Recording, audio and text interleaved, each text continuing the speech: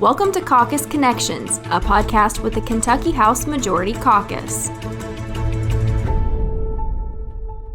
Welcome to Caucus Connections. This week we're talking to co-chair of the Program Review and Investigations Committee, Representative Lynn Bechler of the 4th District. Welcome back to the show, sir. Thanks, John. It's good to be here. Your committee is the type of committee where I could have you in here every month talking to you. We don't want that to happen. we really don't. We had you as a guest back in July talking about unemployment. This month's program review focused on COVID-19 testing and reporting. Dr. Stack testified before the committee this month. He testified last month as well, didn't he? Right, he did.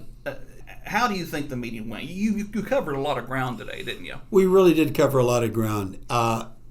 After the last meeting, there were some questions presented to Dr. Stack that weren't answered. So those were collated, and given to him. And he was kind enough to put in written response as well as testify to committee the answers to those questions. So yeah, it was a good meeting. It lasted longer than I think any of us would have liked. 2.5 hours. Two and a half hours. And I thought there were good questions, good comments. Overall, I was very happy with how the meeting went. What are some of the major issues to you that keep coming up with COVID-19 testing? The issues are, I believe, understanding what is actually going on, and by that I mean what the data represent. I think if you go to different parts of the Commonwealth, you'll find that there are people who take everything extremely seriously that the administration says, and then you'll go to another part of the state and you'll find that most people don't care too much about what's being said. There seems to me to be a big divergence of opinion about the importance of wearing masks. And I think that the way the data is presented leaves us scratching our heads a lot of time. Questions come up about whether or not kids should be in school, whether or not the kids should have to wear a mask. Why, once suggestions are put in place or recommendations are put in place for how to run things, and schools will go ahead and take those recommendations, make sure that all the guidelines are followed, and then all of a sudden new guidelines are put in place. And I think that leads to frustration and as well as lack of understanding and maybe even lack of belief in kind of what we're hearing. I know that different people have different views. I think we all believe that COVID-19 is a serious threat. It probably has a higher morbidity rate than flu. But then you get into areas like the CDC just came out and said that their estimate is that 94% of the people who passed and were listed as having COVID, that they had underlying 2, 3, sometimes even more underlying conditions that caused it, and probably only about 6% passed away just strictly due to COVID. And that wasn't disputed at all in the meeting, was it? No, as a matter of fact, Dr. Stack said that because of the serious state of the health of most Kentucky citizens, that we weren't in great shape. We weren't in great shape to begin with. Very well put. Yeah. So that maybe those statistics will even be 95, 96, 97% of the folks who passed from it had underlying morbidity conditions. And you talked about some areas of the state may be taking this a little more seriously than other areas of the state. Are you finding that, like with a lot of legislation that you deal with here in the legislature in general, is it almost more of a, you've got the reaction in Lexington and Frankfort and Louisville, and then almost the rest of the state kind of thing? Do you think that's a similar situation we're dealing with here? That's my feeling. I represent far western Kentucky, and we don't tend to view things down there the same way that the folks around Frankfort, Lexington, and Louisville view them. So while I can't speak to everybody in the Commonwealth, and I certainly don't understand everything I would like to about Eastern Kentucky, I can safely say that Western Kentucky views things differently. One of the things I worry about is, and this was on one of the questions that I believe Dr. Stack answered in PDF form that you gave them for this meeting. But one thing I worry about is the threshold that would trigger another statewide shutdown. Do you feel we could be headed down a slippery slope, that every time there's some kind of a threat, we could be looking at one of these shutdowns again? Or do you think we have hospitals where they need to be so that we don't have to do this again? Sure, I worry about it. COVID is not the only issue. It's other issues, health-wise, economically, that cause me angst. Right now, I think the hospitals are able to take care of the number of patients that they have. That was the big unknown going into this, wasn't it? Right, it was. At the beginning they said we have to do this, we have to do that to flatten the curve. Well, flatten what curve? Well, the curve to be flattened was hospitalizations, and that has been flat now for several months. So I think the hospitals are in pretty good shape. One of the things that Dr. Stack mentioned was that all hospitals and critical care areas have to have 2 weeks of personal protection equipment on hand, and he seemed pretty confident that those recommendations are being followed. The state itself has a big warehouse, and the goal there is to be able to supply 50% of the needs if it happens, and this is strictly for COVID. It's not for any other health issues. Talk to me about the positivity of people tested.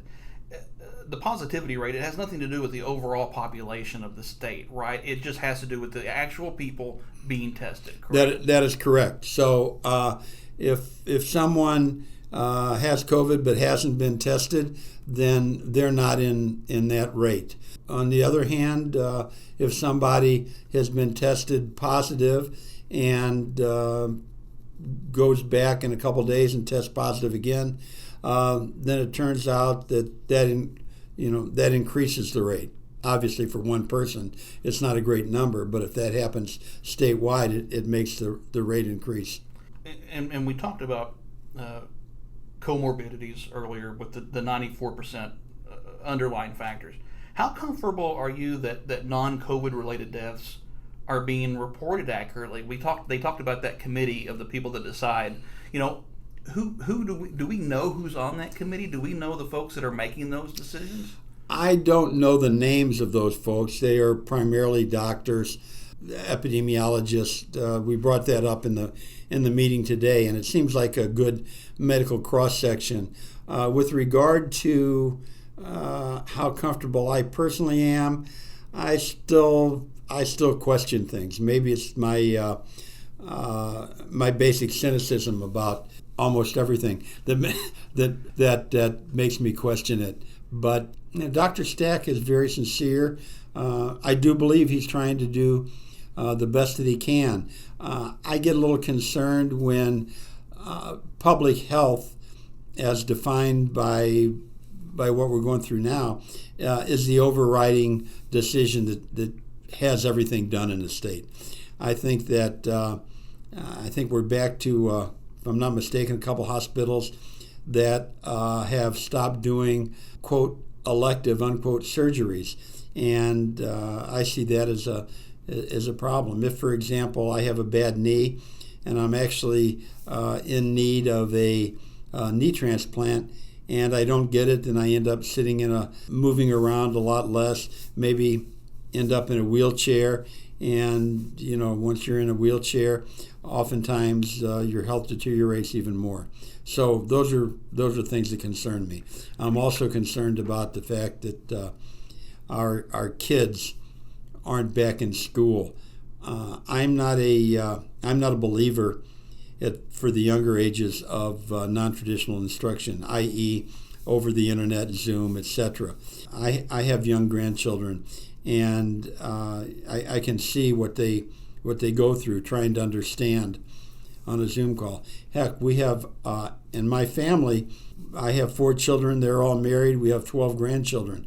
And if we try and do a Zoom call with the entire family, it gets unwieldy. It's really hard to understand what's going on.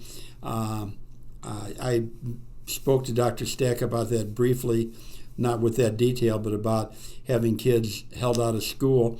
And he tended to go toward the teenage, the high school and college years. And I'm more concerned about the younger kids. I really believe we need to get them back in school, or we're going to lose a year, maybe 2. I don't want to say we're going to lose a whole generation, but we've got to do something and get our kids back in school. I know we've talked in other podcasts about what was already an education gap, a learning gap for a lot of students. This is really going to make it worse for a lot of kids, isn't it? Oh, it really will.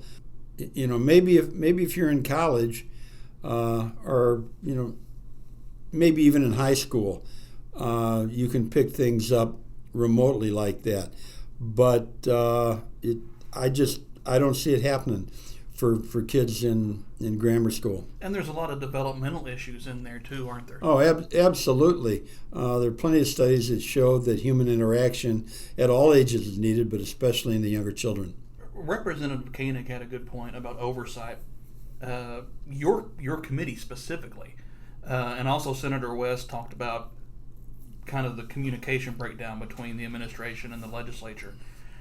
Has the lack of oversight and communications been frustrating to you personally as well? Oh, extremely. I'll be told sometimes, get a call from the governor's office, say, we're going to go ahead and do this, but the decision's already been made.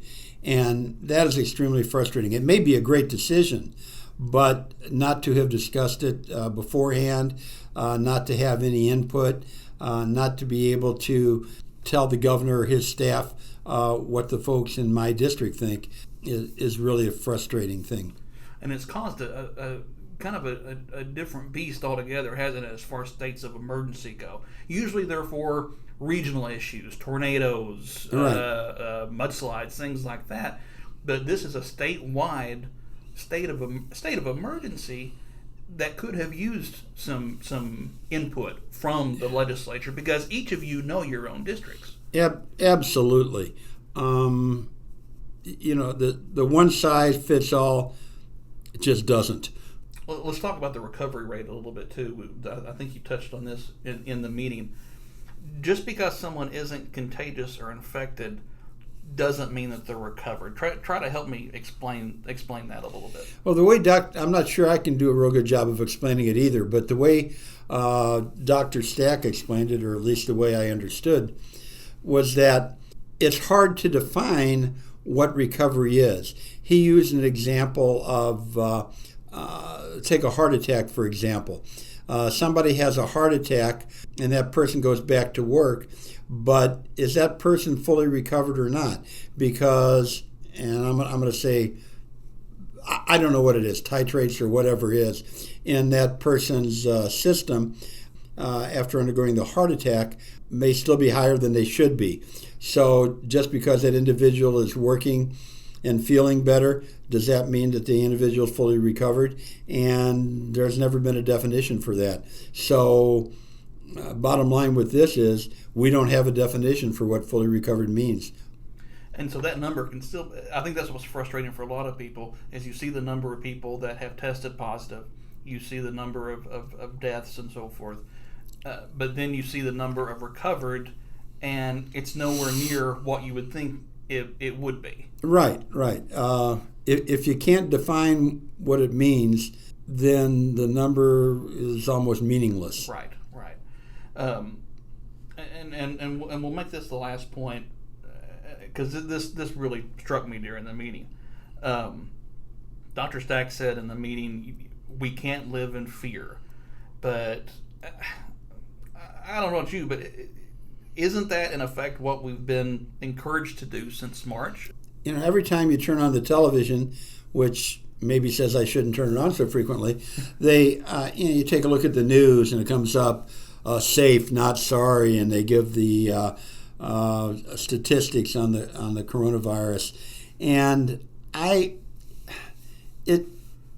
in some ways, I equate it to commercials selling aspirin or commercials selling something for arthritis. It seems like those commercials make you feel like it's the worst thing in the world, and if you do this, you're going to be healed. And in a lot of ways, I agree with you. I think that the information we're getting really drives fear and says if you wear a mask, if you social distance 6 feet, or even better 20 feet, that you're going to be cured. And I don't see that happening. But I agree. It seems that fear seems to be a lot of the motivating factor about a lot that we hear. Again, thank you so much for sitting with us, Representative Lynn Bechler of the 4th District here on Caucus Connections. You've been listening to Caucus Connections. Tune in next week for another episode from the House Majority Caucus.